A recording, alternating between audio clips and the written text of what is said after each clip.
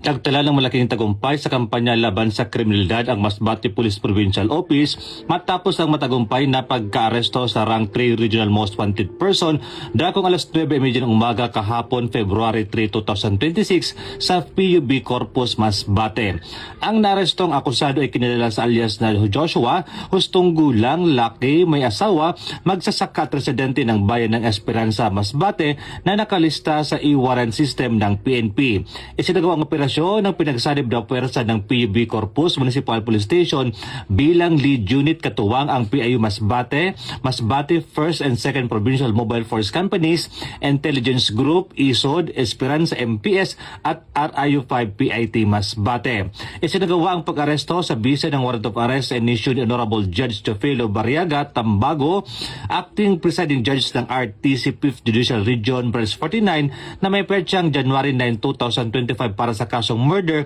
na walang inirekomendang piyansa. Matapos ang pag-aresto, agad na dinala ang akusado sa PUV Corpus MPS para sa kakulang disposisyon, dokumentasyon, patunay ng patuloy na determinasyon ng Masbate PPO sa pagtugis ng mga wanted persons at paghatid ng hustisya.